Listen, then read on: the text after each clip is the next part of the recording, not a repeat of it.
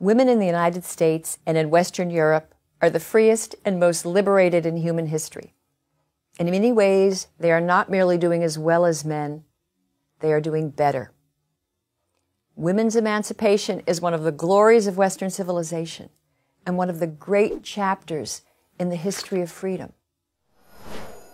So why then are those in the women's movement, such as the leaders and members of activist groups like the National Organization for Women, the professors in women's studies departments at our colleges, and many women in the media, why are they still so dissatisfied? These feminists hardly acknowledge women's progress. Yes, they concede that some advances have been made, but the fact that most women reject their activist brand of feminism and think of themselves as free is, for this crowd, proof of just how entrenched patriarchy and inequality truly are. Women are so oppressed, they don't even know it. Year after year, these activists make claims about women in violence, women in depression, women in eating disorders, women in workplace injustice, to support their views. Over the years, I have looked carefully at many of these claims, and what I have found is that much of the supporting evidence, mostly victim statistics, is misleading and often flat out wrong. Consider the issue of the so-called gender wage gap.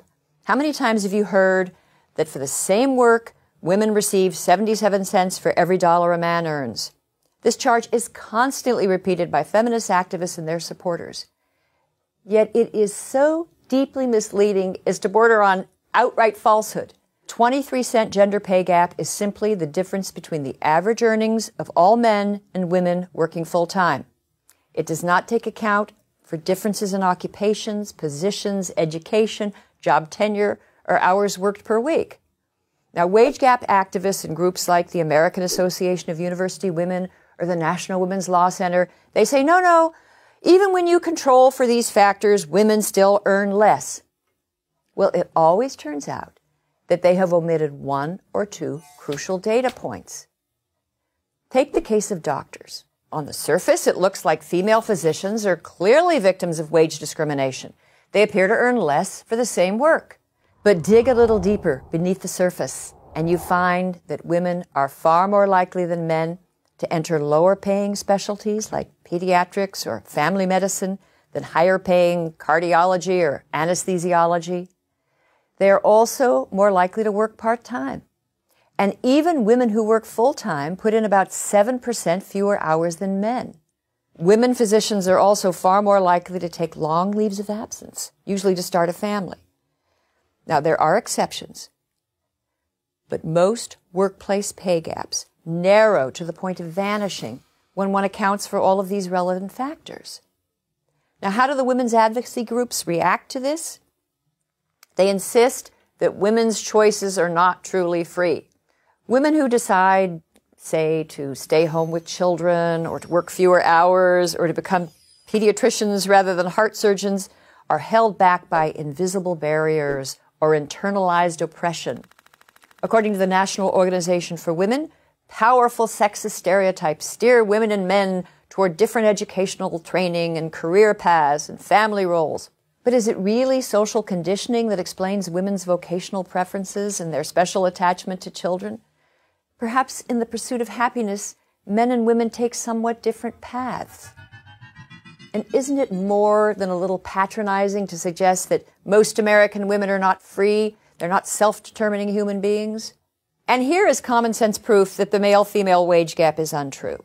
If it were really true that an employer could get away with paying Jill less than Jack for the exact same work, wouldn't most employers fire as many of their male employees as possible and replace them with females and enjoy a huge market advantage? As a regular campus lecturer, I routinely encounter students who have fully accepted the feminist propaganda. American college women are arguably the most fortunate, liberated beings on the planet, yet in their feminist theory classes, they're likely to learn that they are put upon and tyrannized by men. And the more elite the school, the more advanced the degree, the more likely they are to take such feminist propaganda seriously. But this doesn't have to continue.